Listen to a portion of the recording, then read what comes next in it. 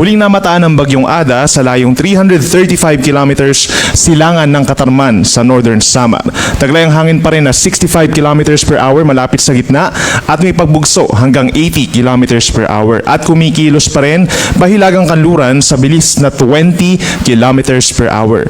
Base po sa ating latest animation, kung mapapansin po nila, patuloy ang mga thunderstorms at paminsan-minsang malalakas na ulan dito sa halos buong Kabikulan, gayon din sa may Eastern Visayas at hilagang bahagi pa ng Panay, Negros, and Cebu Islands. Asahan din ang mga kalat-kalat na ulan at mga thunderstorms simula ngayong hapon hanggang bukas ng madaling araw dito po sa may Quezon, maging sa may Marinduque, Romblon, natitirang bahagi ng Visayas, Northern Mindanao, and Caraga region. Magbaon po ng payong kung lalabas ng bahay at kung biglang rumagasa po ang tubig sa inyong lugar, mag-antabay po sa ating mga heavy rainfall warnings and rainfall advisories at makipag-coordinate na rin sa inyong mga local government units for possible evacuation.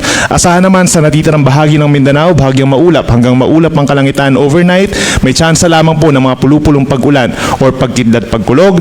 Ang natitirang bahagi ng Luzon, meron pa ring amihan or northeast monsoon na siya magdadala pa rin po ng generally fair weather conditions. Partly cloudy skies naman in general, sasamahan lamang po ng may hinang ulan, lalo na po dito sa may silangang parte sa may Cagayan Valley and Aurora as well some portions ng Cordillera Administrative Region. Base rin sa ating latest animation, wala pa tayong namamataang anumang weather disturbance, mapa low pressure area or cloud clusters na papasok ng ating bansa sa susunod na 4 na araw. Base po sa pinakahuling track ng Pag-asa, inaasahan pa rin kikilos ang bagyo ngayon at bukas, pahilagang kanluran. No? So we're seeing na mananatili pa rin ito as a tropical storm with around wind intensity of 65 to 75 kilometers per hour. Ibig sabihin yan, dahil siya ay mag-move northwestward, lalapit ito sa mga probinsya po ng Northern Samar and Catanduanes. Maglandfall man po ito o hindi, maapektuhan pa rin po directly dahil ang ating radius na tinatawag o yung lawak from the center hanggang sa pinakang outer part ng bagyo ay 400 kilometers. Mahagip pa rin po itong Eastern Visayas, Bicol region at yung mga nearby areas pa sa may Caraga, sa may Quezon na mga pabugso-bugsong hangin at may kalakasang mga pag-uulan.